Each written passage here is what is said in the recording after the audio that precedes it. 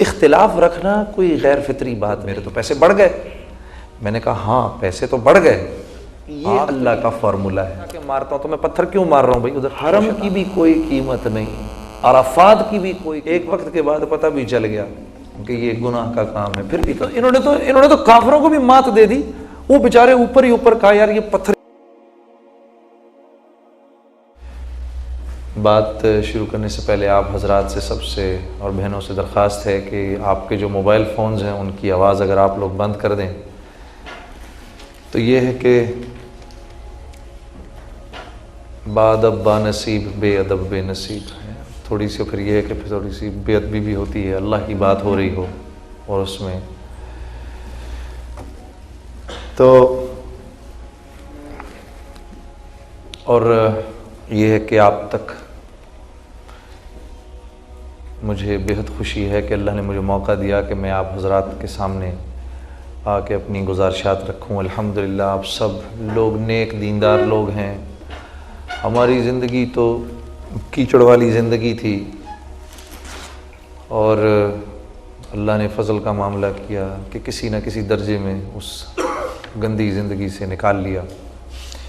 میں اپنی بہنوں کا، میری بہن نائلہ اور میری بہن فرا، ان کا بہت شکر گزار ہوں کہ یہ گاہے بگاہے مجھے بلاتی رہتی ہیں یہاں فیصل آباد میں، اور ماشاءاللہ سے خود بھی یہ اور ان کے خاندان والے مرد بھی اور عورتیں بھی اور بچے بھی پوری تندہی سے، انتہائی اخلاص سے اللہ کے حکموں پر آنے کی خود بھی کوشش کر رہے ہیں اور حتی الامکان کوشش کرتے ہیں کہ اللہ کا یہ پیغام اوروں تک بھی پہنچ جائے۔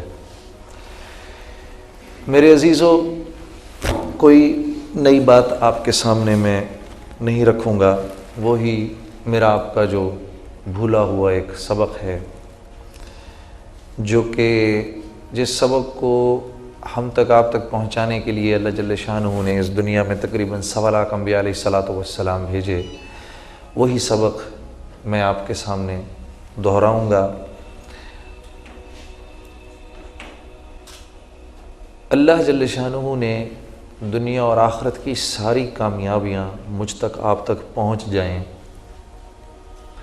اور میں اور آپ ساری کی ساری ناکامیوں سے بچ جائیں، اللہ نے اس کے لیے اپنا دین مرحمت فرمایا ہے۔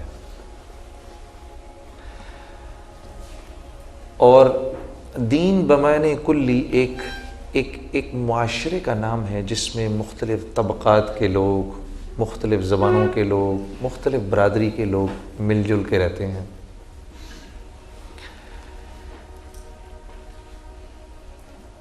انسان کو اللہ نے اختلاف رائے دی ہے، اختلاف رائے انسان کے اندر موجود ہے۔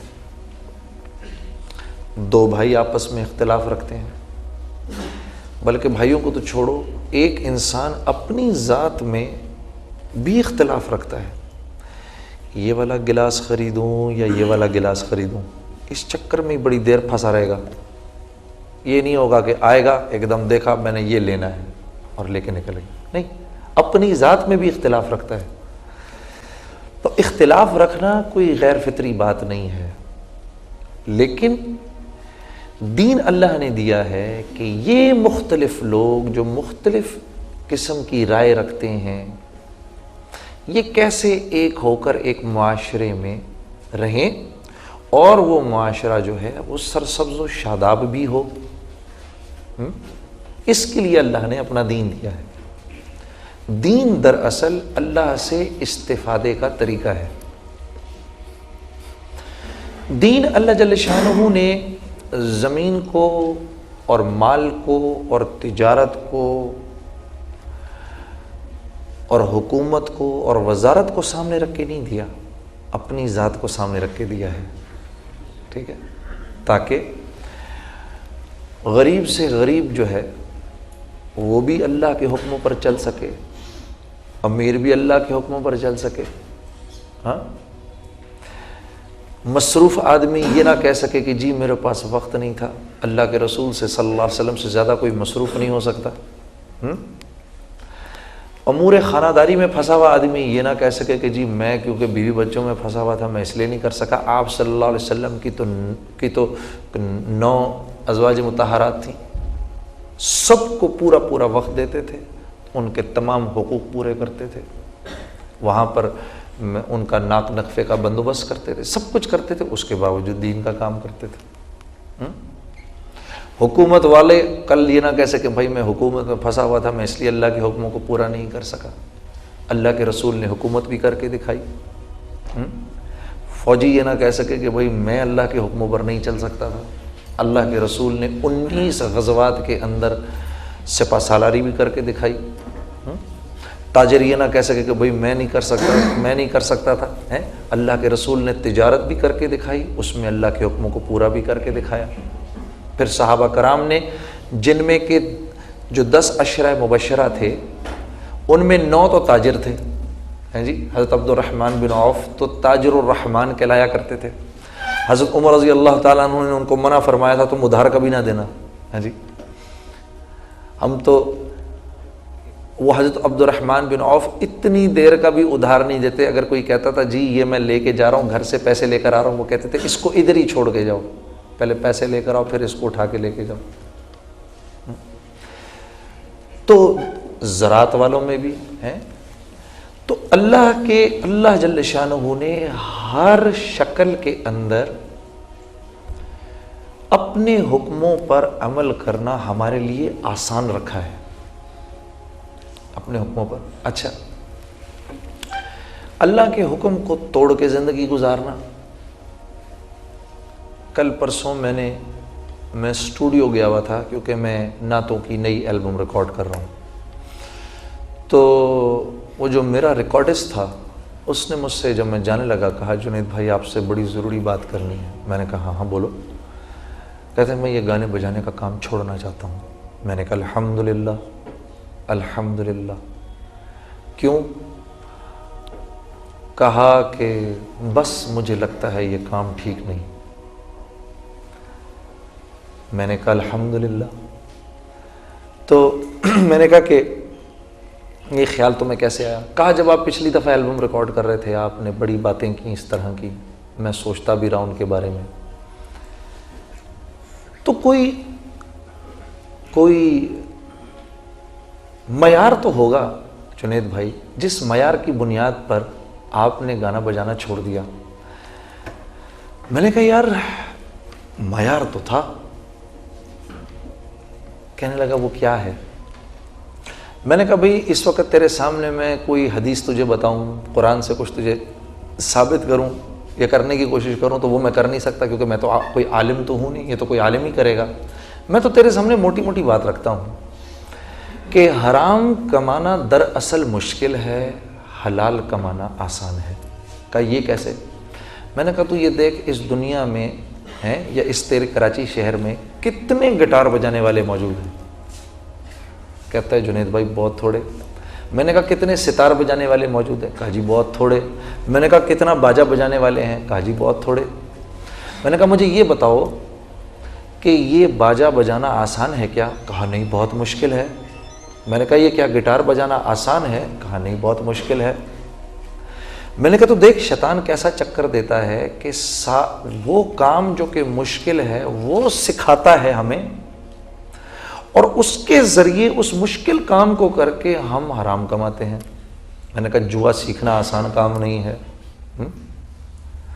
تو کہتا ہے واقعی۔ میں نے کہا سارے مشکل کاموں میں ڈالے گا اور پھر ہم سے کمائی کروائے گا، ٹھیک ہے؟ اس کے برعکس دکان کر کے اس سے کمانا آسان ہے، لیکن یہ چکر بازی کیا کرے گا کہ جب تم اور میں حرام کمانے لگیں گے تو یہ ہمیں یہ نہیں بتائے گا کہ بعد میں ہمارے ساتھ کیا ہونا ہے۔ کہے گا دیکھ کتنے مزے ہیں، گانا گاؤ، سب سنیں گے، تجھے پیسہ ملے گا۔ ہاں، اور جب ہم حلال کمانے لگتے ہیں تو پہلے ہمیں سجھاتا ہے یار حلال کمائیں گے، پہلے دکان کرائے پہ لینی پڑے گی، پھر مال پتہ نہیں بکے نہ بکے، ہے جی کوئی ہم سے مال خریدے نہ خریدے۔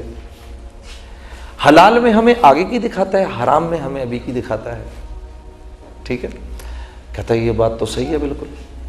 تو میں نے کہا اللہ نے اپنی ذات سے استفادہ ہمارے لیے آسان رکھا ہے۔ تجارت میں اللہ جل شانہ نے برکت رکھی ہے، سود میں اللہ جل شانہ نے بے برکتی رکھی ہے۔ کہتا ہے لیکن مجھے تو نظر آتا ہے جب جنید بھائی مجھے 120 روپے ملتے، میں نے 100 روپے بینک میں رکھے، مجھے 120 روپے مل گئے، یہ تو میرے تو پیسے بڑھ گئے۔ میں نے کہا ہاں پیسے تو بڑھ گئے، آنکھ تو یہی دکھا رہی ہے کہ پیسے بڑھ گئے، لیکن اللہ تیری میری ضرورتیں 140 روپے کی کر دے گا۔ کہ لیکن آپ کہہ رہے ہیں کہ صدقہ دو مال بڑھے گا۔ میں نے کہا ہاں اللہ کے رسول نے قسم کھائی ہے اس بات پر۔ کہا لیکن مجھے تو نظر آ رہا ہے میرے پیسے کم ہو گئے۔ میں نے کہا اللہ تو 20 روپے دے گا نا، تیرے پاس بچیں گے 80، لیکن اللہ ضرورتیں 60 روپے کی کر دیں گے۔ یہ شکلیں تو محتاج ہیں اللہ کی، اسی بات کو تو ماننے کو دل نہیں کرتا۔ تو اللہ کیا بتا رہے ہیں، تم اگر ان شکلوں کو دیکھ کر چلو گے، اپنی تجارت کو دیکھ کر چلو گے، اپنے مال کو دیکھ کر چلو گے، اپنی وزارت اور حکومت کو دیکھ کر چلو گے، تو دین پہ نہیں چل سکتے، پھر دین پہ نہیں چل سکتے۔ دین پر تو وہ چل سکتا ہے جو ان تجارتوں، ان وزارتوں، ان حکومتوں کے بارے میں دل میں یہ ارادہ رکھے کہ یہ ساری کی ساری چیزیں مجھے پالنے میں اللہ کے امر کی محتاج ہیں۔ یہ آسانی سے نہیں ہوتا، یہ چیز آسانی سے نہیں ہوتی، اس کے لیے تو موت تک نفس اور شیطان سے جھگڑا ہے۔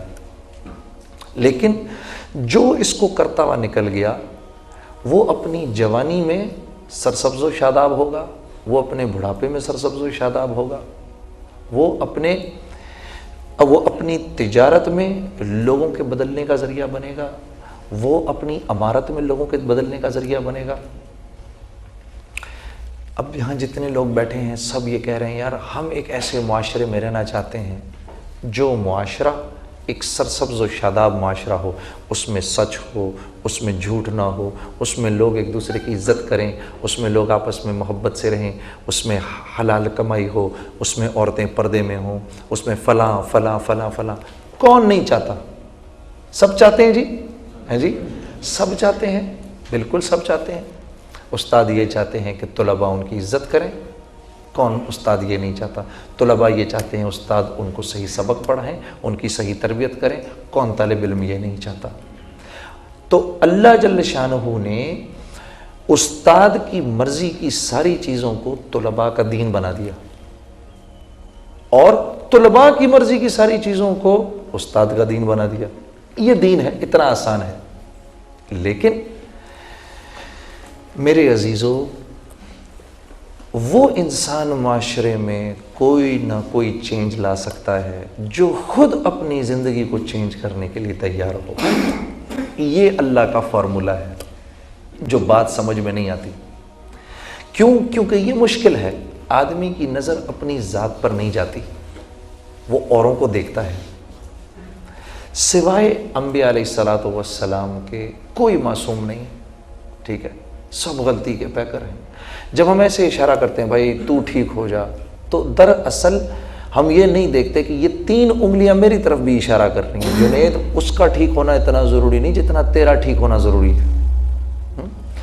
تو جب آپ اپنی ذات کو ٹھیک ہونے کے لیے، آپ اپنی ذات کی تربیت کے لیے اپنے آپ کو پیش کریں گے، تب اللہ جل شانہ آپ کو اوروں کی ہدایت کا ذریعہ بنائیں گے۔ یہ ایسے ہی ہے کہ یہاں کالج میں آپ لوگوں نے اپنے آپ کو پیرامیڈکس کے سبجیکٹ میں ٹریننگ کے لیے پیش کیا ہے۔ اب جب یہ ٹریننگ کمپلیٹ ہوگی تو اللہ جل شانہ آپ کو اوروں کی تکلیف کے دور ہونے کا ذریعہ بنائیں گے۔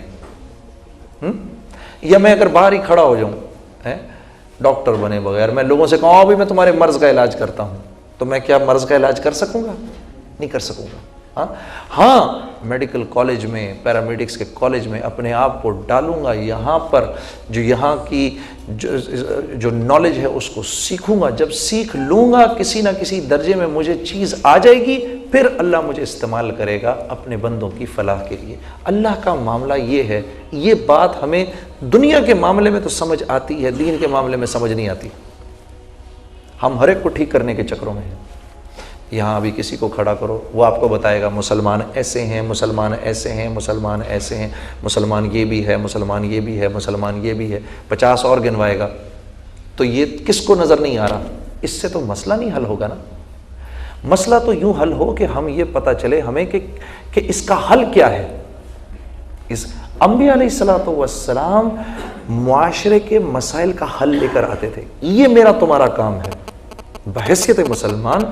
ہم نے اس معاشرے اور ساری انسانیت میں جتنے بھی معاشرے ہیں اور جتنے بھی لوگ ہیں ان سب کی فلاح کا فارمولہ آپ نے دینا ہے سب کو. میں اور آپ اس کام کے لیے آئے ہیں اس دنیا میں. اس کام کے لیے ہمیں اور آپ کو بہترین امت کہا اللہ نے. حضرت ربیعہ بن عامر رضی اللہ تعالیٰ عنہ بڑے جلیل القدر صحابی تھے. رستم کے دربار میں پہنچے تو رستم نے پوچھا تم یہاں کیوں آئے ہو؟ انہوں نے کہا ہم آئے نہیں، ہم تو بھیجے گئے ہیں. کنتم خیر امت اخرجت للناس. اس کا مطلب بیان کر دیا ان کو کہ تم بہترین امت ہو کیونکہ تم ساری انسانیت کی طرف بھیجے گئے ہو. تو رستم نے پوچھا کہ تمہیں کس نے بھیجا ہے؟ پھر دوسرا جواب دیا ہمیں اس اللہ نے بھیجا ہے جس نے مجھے اور تمہیں اور اس ساری کائنات کو بنایا ہے. کہا اچھا اس اللہ نے کیوں بھیجا ہے؟ کہا اس لیے بھیجا ہے. 3 جواب دیے جو کہ میرے تمہارے لیے ہر آنے والے مسلمان کے لیے اس دنیا میں راہ عمل ہیں. کیا 3 جواب دیے؟ پہلا جواب اس اللہ نے ہمیں اس لیے بھیجا ہے تاکہ ہم لوگوں کو انسانوں کی غلامی سے نکال کر ایک اللہ کی بندگی میں کھڑا کر سکیں.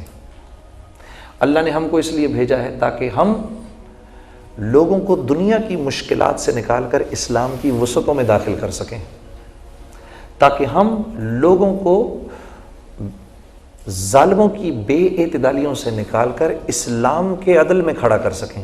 ہم اس لیے بھیجے گئے ہیں. یہ 3 کام ہیں ہمارے. یہ ہمارے اس دنیا میں آنے کا مقصد ہے. یہ مقصد ڈاکٹر کے آنے کا بھی ہے، انجینئر کے آنے کا بھی ہے، پرنسپل کے آنے کا بھی ہے، اسٹوڈنٹ کے آنے کا بھی ہے، ٹیچر کے آنے کا بھی ہے، تاجر کے آنے کا بھی ہے، یہ بادشاہ کے آنے کا بھی ہے. لا الہ ہے کیا؟ سب سے پہلے تو میری اپنی ذات کی نفی ہے، میرے اپنے نفس کی نفی ہے. وہ مجھ سے ہوتی نہیں کیونکہ اپنے آپ کو میں پرفیکٹ سمجھتا ہوں. ایک ہمارے بزرگ تھے، ان سے کسی نے پوچھا بھائی لا الہ کا مطلب کیا ہے؟ لا الہ الا اللہ کا مطلب کیا ہے؟ انہوں نے کہا لا الہ الا اللہ کا مطلب ہے اے اللہ میں میری من چاہی نہیں پہ نہیں چلوں گا، رب چاہی پہ چلوں گا. من چاہی پر نہیں چلوں گا، رب چاہی پر چلوں گا. اب یہ کیسے کروں میں؟ یہ تو مانتا ہی نہیں دل اس بات کو. مجھ سے بڑا تو افلاطون ہے ہی کوئی نہیں. میں کیسے اپنی منمانی چھوڑ کر کے جنید جمشید کے بتانے پر چلوں، یا مولوی طارق جمیل کے بتانے پہ چلوں، یا فلانے کے بتانے پہ چلوں، یا فلانے کے بتانے پہ چلوں؟ میں تو خود سب سے بڑا افلاطون ہوں. اس چیز نے شیطان کو مروا دیا. جب اللہ نے کہا نا سجدہ کرو آدم کو، تو اس نے کہا یہ مٹی کا بنا ہوا کل کا بچہ، میں اس کو سجدہ کروں؟ میں آگ کا بنا ہوا. سجدے کے لیے 100 سال فرشتے حضرت آدم کے سامنے پڑے رہے سجدے میں. 100 سال. یہ 100 سال تک منہ پھیر کے کھڑا رہا، میں نہیں کروں گا. اللہ نے موقع دیا، ابھی بھی کر لو، ابھی بھی کر لو، ابھی بھی کر لو، ابھی بھی کر لو. 100 سال کا موقع دیا. پھر پوچھا، ایک دم باہر نہیں نکالا، پھر پوچھا تو نے کیوں نہیں سجدہ کیا؟ اس وقت ہی کہہ دیتا یا اللہ غلطی ہو گئی. تو اللہ کو دلیل دی اس نے، جیسے ہم آج دلیل دیتے ہیں. جنید صاحب 1 منٹ، آپ کے یہ کہاں سے یہ بات، یہ کیسے، یہ اس کی کیا دلیل ہے اس بات کی؟ مسلمان آج اللہ کے حکموں پر دلائل مانگتا ہے. دلیل دے مجھے آپ. اس نے اپنے علم سے ایک چیز کو مرتب کیا. اس کے علم کا اور میرے علم کا کیا مقابلہ؟ یہ ایسے ہی ہے جیسے میں اپنے 1.5 سال کے یا 1 سال کے بچے کو، وہ آگ میں ہاتھ ڈالنا چاہ رہا ہو، میں اس کو روکوں تو کہے ابا تو مجھے کیوں روکتا ہے؟ پہلے دلیل دے مجھے اس بات کی کہ تو مجھے کیوں روک رہا ہے تو اس آگ میں ہاتھ ڈالنے سے. ہاں تو میں اس کو دلیل دوں گا یا ایک اس کو چپت رسید کروں گا؟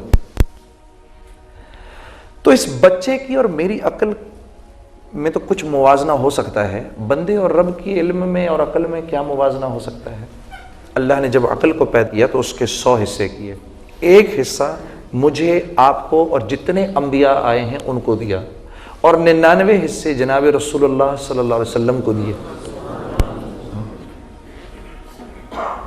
تو ہم اپنے علم سے اللہ سے پوچھ رہے ہیں اللہ اس بات کی کیا دلیل ہے؟ ہاں یہاں پر حاجی حضرات بیٹھے ہوں گے، کوئی بیٹھے ہوئے حاجی حضرات یہاں پر ہیں جی؟ کوئی ہاتھ کھڑا کر کے بتاؤ گے کوئی حاجی بیٹھا ہے ادھر؟ اچھا حاجی صاحب بیٹھے ہوئے سامنے.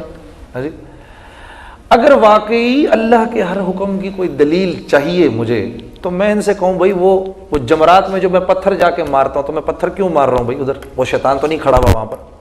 اس کی آپ مجھے کوئی آپ لاجیکل مجھے کوئی ایکسپلینیشن دیں اس کی، میں کیوں مار رہا ہوں پتھر؟ یہاں میں اپنے یہاں آپ کا پیرامیڈکس ہاسپٹل، اس کے ذہن میں اگر کوئی پتھر اٹھانا شروع کر دے ہیں جی، آپ پوچھے بھائی پتھر کیوں اٹھا رہے ہو پروفیسر؟ وہ کہے جی بھائی میں نے پتھر مارنا ہے وہ سامنے دیوار کو، آپ اس کے بارے میں کیا رائے قائم کریں گے؟ تو پاگل ہو گیا بیچارہ یار، اس کو کہیں جمع کراؤ. ہاں لیکن وہاں پر تو کر رہے ہیں، ڈاکٹر بھی کر رہا ہے، پروفیسر بھی کر رہا ہے، مفتی بھی کر رہا ہے، عالم بھی کر رہا ہے، سب کر رہے ہیں. 1,00,000 نمازوں کا ثواب مل رہا ہے حرم میں، اور اللہ جل شانہ فرما رہے نہیں اس کو چھوڑو اور جاؤ مینا میں 5 نمازیں پڑھو. وادی میں، کھلی وادی کے اندر، وہاں کیا تک ہے 5 نمازیں پڑھنے کی؟ میں کہوں یا اللہ کوئی لاجک تو دے اس بات کی. نہیں ادھر نہیں جانا ہم نے یہیں پڑھنی ہے. پھر مینا سے بھائی چلو بھائی پیدل عرفات پہنچ گئے، بھائی تھکے ہارے ٹوٹے پجے عرفات پہنچے تو وہاں چلو بھائی اب آرام کریں گے. نہیں بھائی آرام کوئی نہیں کرنا ادھر، یہاں سے سیدھے جاؤ مزدلفہ واپس. اوفو یا اللہ اس کی کیا لاجک ہے جی؟ تھوڑا آرام کرنے دیں آپ ہم کو. اور نماز کسی حالت میں چھوڑنے کا حکم نہیں، تو اب آپ کہہ رہے ہیں کہ مغرب کی نماز بھی نہ پڑھو ادھر. کوئی بات آپ کی سمجھ نہیں آ رہی ہمیں. اب چلے جا رہے ہیں ادھر واپس مزدلفہ پہنچ گئے، تھکے ہارے، رات ہوئی یا اللہ ہونتے سو جائیے جی. اٹھو فوراً فجر کے بعد جیسے ہی سورج نکلا چلو ادھر اب جا کے پتھر مارو ادھر اس کو، شیطان کو. یا اللہ شیطان کہاں ہے؟ یہ تو پتھر ہے جس کو پتھر مارنے جا رہے ہیں. تو یہاں تو مجھے ایک بھی چیز اگر ظاہراً عقل سے دیکھیں تو ایک بھی لاجیکل چیز سمجھ میں نہیں آ رہی. لیکن جہاں جو کرنے کو اللہ کہہ رہا ہے ہم کہہ رہے ہیں لبیک اللہم لبیک. یا اللہ حاضر، آپ جو کہہ رہے ہیں حاضر، آپ جو کہہ رہے ہیں حاضر، آپ جو کہہ رہے ہیں حاضر، ہم حاضر، یہ بھی کریں گے، یہ بھی کریں گے، یہ بھی کریں گے. حج پر کیا کرایا جا رہا ہے مجھے آپ کو کہ بات تیری موٹی عقل میں گھسے یا نہ گھسے، حرم کی بھی کوئی قیمت نہیں، عرفات کی بھی کوئی قیمت نہیں، طواف کی بھی کوئی قیمت نہیں. قیمت صرف اور صرف ہمارے حکم کی ہے. یہ سکھایا جا رہا ہے مجھے تمہیں وہاں پر. لیکن حج سے واپس آتے ہیں، واپس آ کے پھر وہی، ابھی اسی چیز کی مشق کر کے آئے ہیں اور واپس آ کے پھر وہی. یہ میرا تمہارا سب سے بڑا المیہ ہے، یہ میرا تمہارا، یہ پورے معاشرے کا سب سے بڑا المیہ ہے. اللہ کو اللہ سب مانتے ہیں، اللہ کی ماننے کو تیار نہیں. اب آدمی کیسے میں اللہ کے حکموں پر آؤں؟ کیونکہ جب تک اللہ کے حکموں پر آؤں گا نہیں، نہ میری زندگی سرسبز و شاداب ہوگی، نہ یہ معاشرہ پنپ سکے گا. تو اب دیکھو نا پروفیسر صاحب بیٹھے ہوئے ہیں جی، پرنسپل آپ کے بیٹھے ہوئے ہیں، آپ دیکھو ماشاءاللہ سے کس تمیز سے سارے بیٹھے ہوئے ہو. ہاں جی، پرنسپل سامنے بیٹھے ہوئے ہیں، کوئی نہ ادھر نہ ادھر، چوں بھی نہیں کوئی کر رہا یہاں پر بیٹھ کے. کیوں؟ ان کی طاقت کو سب پہچانتے ہیں. اور ایک دفعہ اپنے ایک دوست کے، میرا خیال ہے شاید فیصل آباد کا یا سیالکوٹ کا واقعہ ہے، میں اپنے ایک دوست کے پاس گیا، سخت گرمیوں میں گشت کر رہے ہم، تو اس نے پوچھا یار کیا پیو گے، کچھ چائے وغیرہ؟ میں نے یار کوئی ٹھنڈا پلا یار، اور ٹھنڈی بوتل پلا، کوئی بہت پیاس لگی ہے. اور گھنٹی بجائی اس نے، پتہ نہیں کس طرح گھنٹی بجائی اس نے. تھوڑی دیر کے اندر وہ جو اس کا ملازم تھا وہ ٹھنڈی بوتلیں لے کر اندر آ گیا. میں سوچ میں پڑ گیا، میں نے کہا یہ تو اندر آیا ہی نہیں تھا، نہ اس نے فون پر باہر بتایا، یہ ٹھنڈی بوتلیں کہاں سے آ گئیں؟ تو پیتے پیتے میں نے اس سے پوچھا یار یہ کولڈ ڈرنک کہاں سے آئی؟ تو نے تو تیرا تو کوئی بندہ اندر نہیں آیا؟ کہتا نہیں وہ اندر تو نہیں آیا یار، وہ میری گھنٹی پہچانتا ہے کہ اس گھنٹی کا کیا مطلب ہے. میں گھنٹی ایک خاص انداز سے دیتا ہوں. ابے میں نے سر پکڑ لیا، میں نے کہا یہ دیکھو یار، ہم آج جس کی ملازمت کرتے ہیں اس کی گھنٹی تو پہچانتے ہیں، جس کا کھا رہے ہیں، جس کا پی رہے ہیں، اس کی منشا نہیں پہچانتے. ایسا میں عجیب ہو گیا اس کی بات سن، یہ میری گھنٹی پہچانتا ہے. الہ کسے کہتے ہیں؟ لا الہ، الہ کس کو کہتے ہیں؟ کہ جس وقت اس کا نام آئے اور اس پر اعتماد کرنے کو کہا جائے تو ایک دم دل کو سکون اور چین مل جائے. ابھی 1.5 لاکھ روپے میرے اکاؤنٹ میں جمع ہوئے ہیں, ایک دم سے میں بشاش ہوں اس وقت, دشمن بھی دوست نظر آ رہا ہے, اس پیسے پر اعتماد ہے, اس سے اپنے سارے کام ہونے کا معلوم ہے. ہاں میرا یار, میں نے اس سے ایک دن پوچھا, میں نے کہا یار ماشاءاللہ کاروبار کیسا چل رہا ہے؟ الحمدللہ. میں نے کہا الحمدللہ سے کیا مطلب, یعنی مال خوب آ رہا ہے؟ کہتا ہے بس الحمدللہ. میں نے کہا میں تجھے ایک بات بتاؤں, الحمدللہ تو تب کر جب یہی پیسہ جو تیرے پاس آ رہا ہے تو کم از کم جتنا آج اللہ کے راستے میں نکال رہا ہے اس سے دگنا تو دے رہا ہو نا اللہ کے راستے میں, پھر الحمدللہ کہنا جائز ہے. الحمدللہ تو تب کہے کہ جب پہلے اس میں حرام کا ایک عنصر تھا, اب یہ 100% حلال ہو گیا ہے. الحمدللہ تو تب کہے جب یہ پیسہ تیرے گھر میں جا رہا ہے اور تیری اولاد کو اللہ کی فرما برداری پر اٹھا رہا ہے. الحمدللہ تو اس کو تب کہے. الحمدللہ تو اس کو تب کہے کہ جب یہ پیسہ پہلے تیرے گھر میں آ رہا تھا تو تیری بیوی بے پردہ تھی, اب یہ جب پیسہ تیرے گھر میں آ رہا ہے تو تیری بیوی نے ہر نامحرم سے اپنے چہرے کو چھپا لیا ہے. الحمدللہ تو تب بول اس کے بارے میں. الحمدللہ تو اس کے بارے میں تب بول کہ پہلے اس کو کھا کے تیری تہجد کی نماز فوت ہوا کرتی تھی, اب تو تہجد کی نماز باقاعدگی سے پڑھ رہا ہے. الحمدللہ تو اس کے بارے میں تب بول کہ جب تیری پہلے نماز قضا ہوا کرتی تھی, یہ جب سے تو پیسہ کھا رہا ہے اس وقت سے تیری ایک نماز جماعت سے نہیں چھٹ رہی. الحمدللہ تو تب بول. الحمدللہ تو تب بول کہ پہلے اللہ والے تیرے گھر آنے سے ہچکچاتے تھے, اب ہر اللہ والا تیرے گھر آتا ہے اور تیرے مال کو کھا کر اپنی خوش نصیبی سمجھتا ہے. الحمدللہ تو تب بول تو, نہ کہ تو الحمدللہ بول رہا ہے کہ یہ بڑھ گیا ہے. کیوں؟ کیونکہ اس پر اعتماد ہے مجھے, اس مال پر. یہ سوچ رکھنے والا, غلط یقین رکھنے والا مسلمان ہے میرے عزیزو. یہ سوچ رکھنے والا, غلط یقین رکھنے والا مسلمان ہے جس سے آج پورا معاشرہ بھرا ہوا ہے, جس سے آج پورا معاشرہ بھرا ہوا ہے.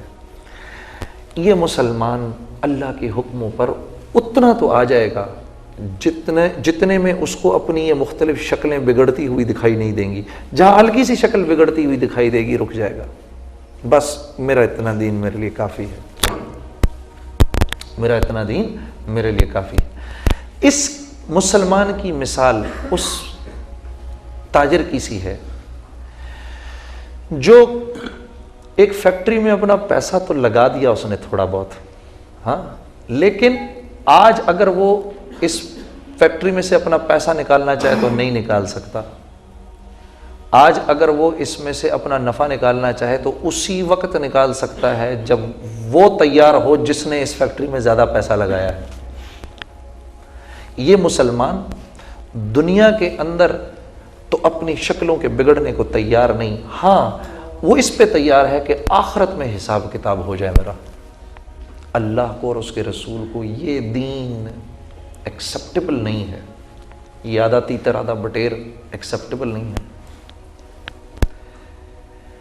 بھئی اللہ کے رسول, اللہ کی طرف سے آیتیں اتر رہی ہیں, الیوم اکملت لکم دینکم واتممت علیکم نعمتی ورضیت لکم الاسلام دینا. آج ہم نے آپ کے دین کو آپ کے لیے مکمل کر دیا, اپنی نعمت آپ کے لیے تمام کر دی اور اسلام کو دین کے طور پہ آپ کے لیے پسند کیا. اتنی زبردست آیتیں اتری کہ یہود حضرت عمر رضی اللہ تعالیٰ عنہ سے فرما رہے ہیں کہ یہ آیتیں اگر ہم پر اترتی تو اس روز ہم عید مناتے.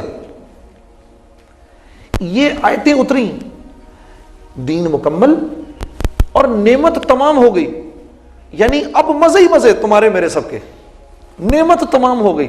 نعمتوں میں کیا ہے؟ دل کا سکون, چین, اطمینان, مسلمانوں کی آپس میں محبت, اولاد ماں باپ کی فرما بردار, بیوی شوہر کی فرما بردار ہیں, بیوی بھی اللہ کے حکموں پر, شوہر بھی اللہ کے حکموں کے اوپر, ہاں, ماں باپ کے بھی فرما بردار ہیں, حلال کھانے والے ہیں, اللہ کو یاد رکھنے والے, اپنی شرمگاہوں کی حفاظت کرنے والے ہیں, واقع پورا کرنے والے, امانتوں کو لوٹانے والے, یہ فلاں فلاں فلاں فلاں فلاں, یہ نعمتیں ہیں نا ایک معاشرے کے اندر.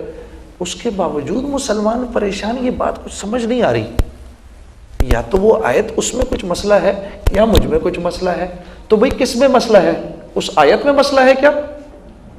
پھر کس میں مسئلہ ہے؟ مجھ میں مسئلہ ہے نا. ہاں اس کو دور کرنا ہے میں نے، تم نے۔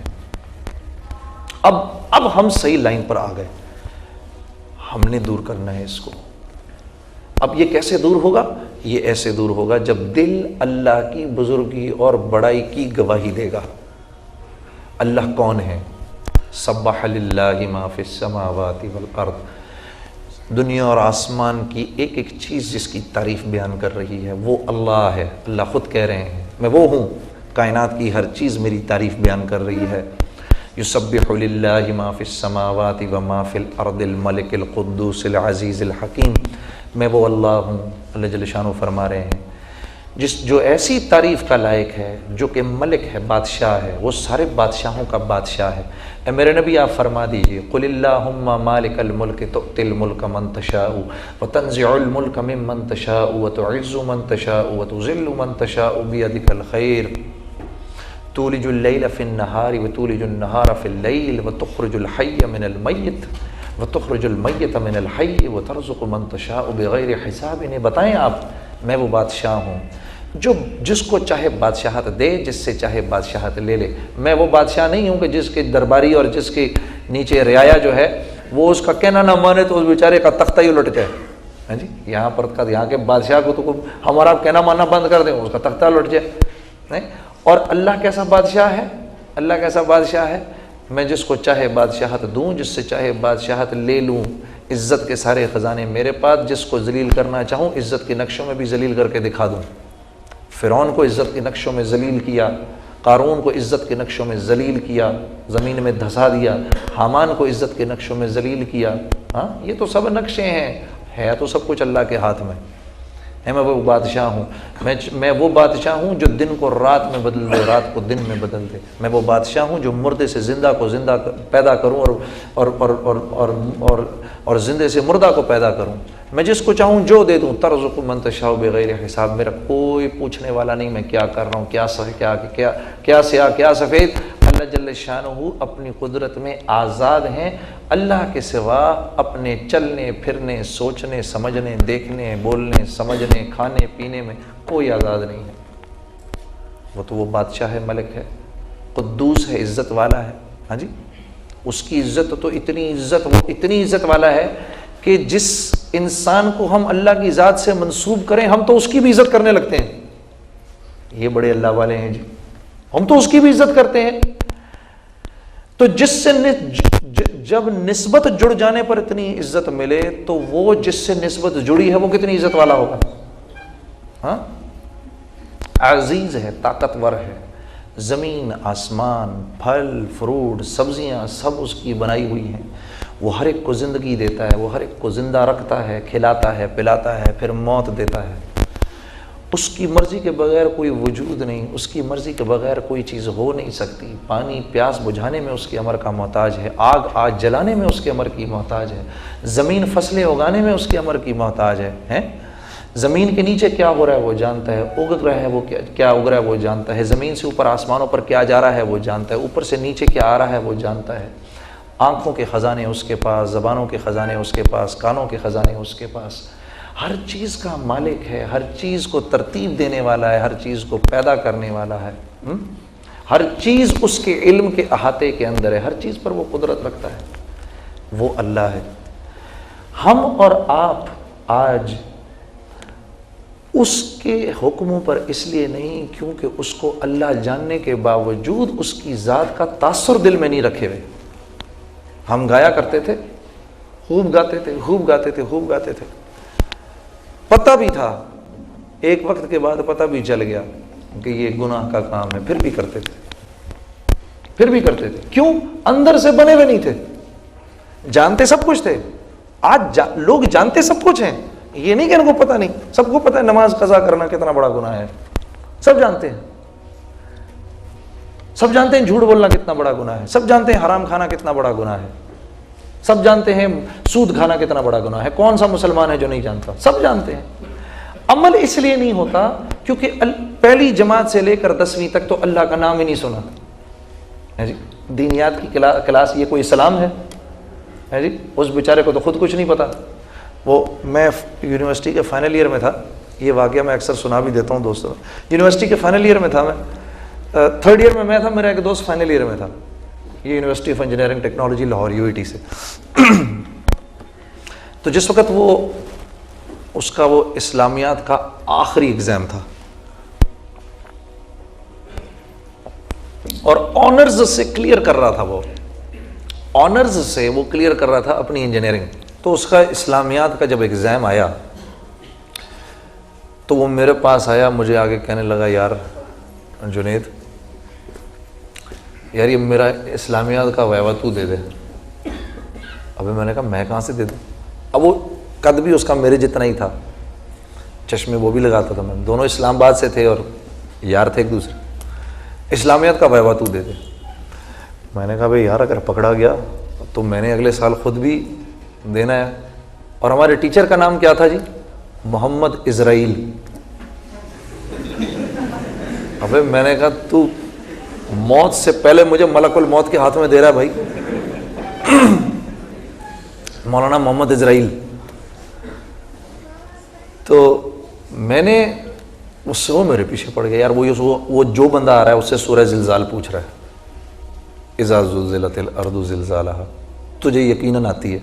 اب میں اسکول کے زمانے میں کرت کیا کرتا تھا تو مجھے تو یاد تھی, اس وقت تھوڑی یاد کی تھی, وہ پہلے کی یاد تھی مجھے. میں نے کہا یاد تو ہے مجھے. کہتا ہے دے دے یار, مجھے نہیں آتی. میں نے کہا جی ٹھیک ہے میں چلا جاتا ہوں. بڑا یار تھا اپنا, بادل نخواستہ پہنچ گئے ادھر. اس نے پہلے تو مجھے اوپر سے لے کے نیچے تک دیکھا, میری تو جان ہی خشک ہو گئی. خیر پھر کچھ اللہ کی مرضی ہو, اس نے وہی پوچھا میرے سے, بھائی سورہ زلزال آتی ہے تمہیں؟ میں نے کہا سر کوشش کرتا ہوں. چلو بھائی سناؤ. سنا جی. 1-2 اور سوال پوچھ لیے. کلمہ سناؤ. میں کہا جی کلمہ سنا دیتے ہیں جی. کلمہ سنا دیا. تبلیغ میں لگنے کے بعد مجھے پتہ چلا کہ کلمہ کیا ہے. میں تو کلمہ بھی غلطی پڑھا کرتا تھا. میں پڑھتا تھا لا الہ الا اللہ محمد رسول اللہ. اب ایک آدھی ہوگا جو مجھے اس میں غلطی بتائے گا کیا ہے. ہاں پیش کی غلطی.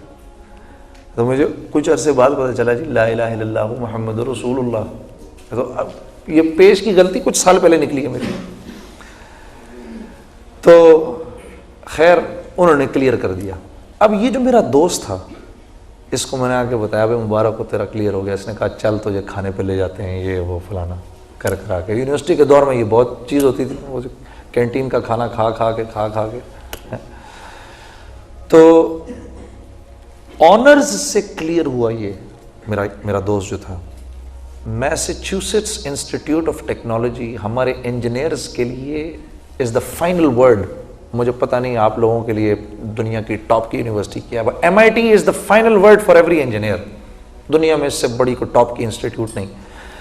SAT اتنا ہائی مانگتے ہیں وہ, اس میں داخل ہونا تو ایک طرف.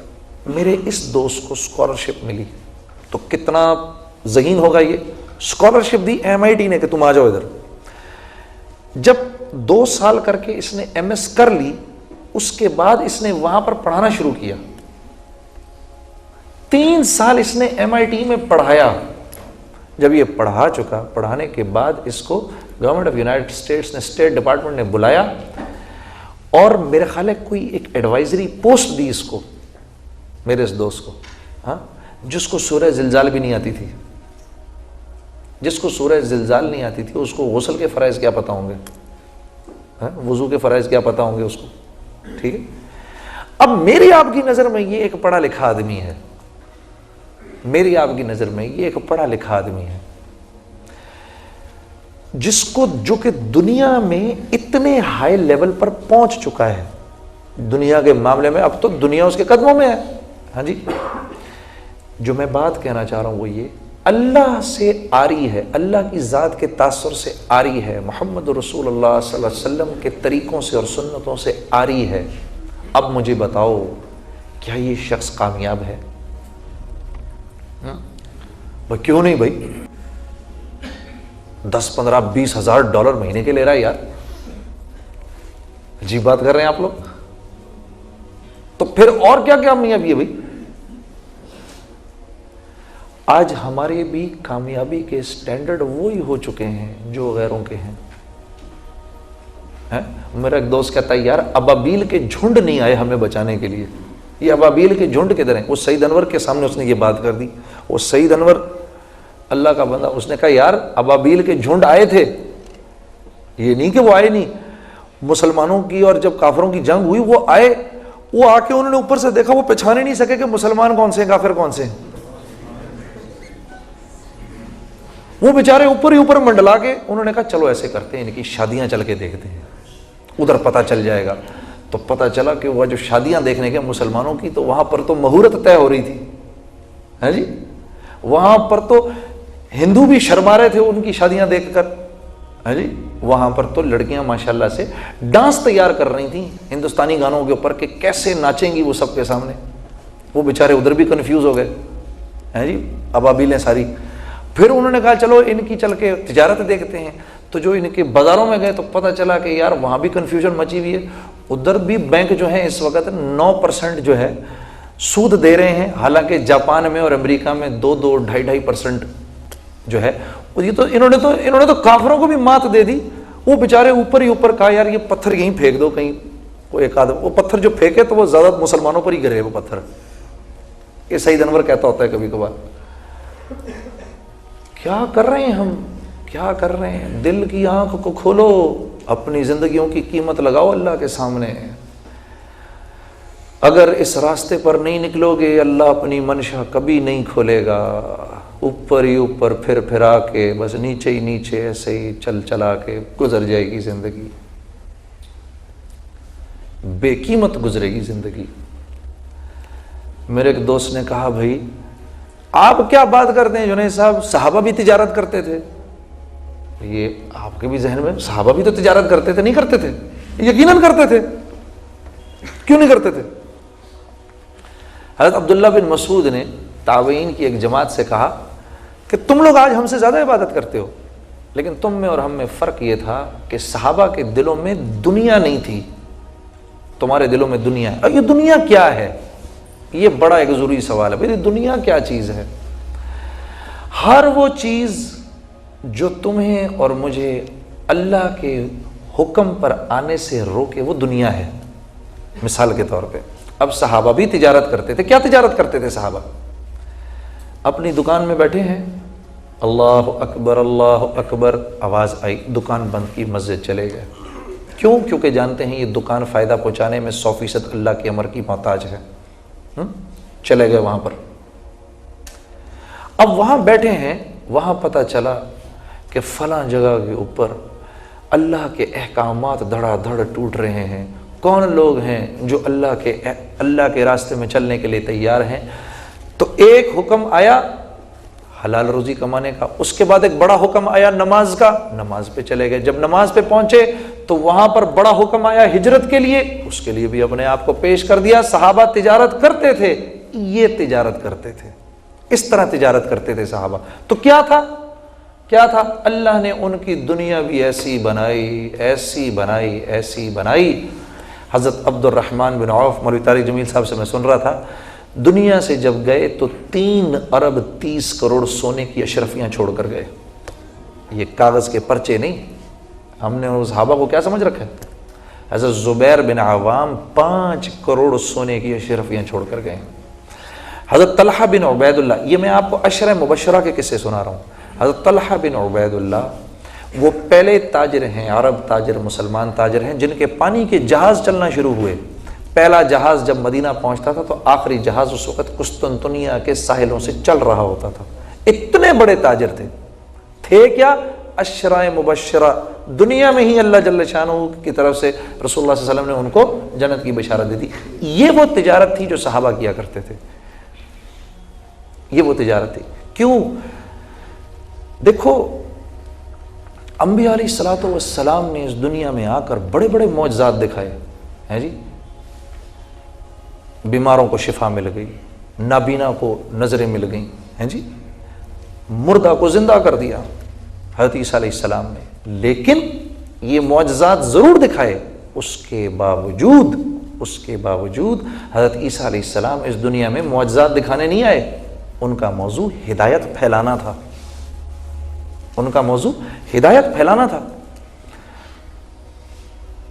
تو جب اتنے بڑے بڑے معجزات دکھانے والے مجھے اور تمہیں اللہ کی طرف بلا رہے ہیں، تو میں اور تم، ہم کہنے کو تو ہم کہتے ہیں اہدنا الصراط المستقیم صراط الذین انعمت علیہم، اے اللہ مجھ کو راستہ دکھا انعام یافتہ لوگوں کا، ہیں جی انعام یافتہ لوگ 4 ہیں، قرآن 4 لوگوں کو انعام یافتہ کہتا ہے، انبیاء، صدیقین، شہداء اور صالحین۔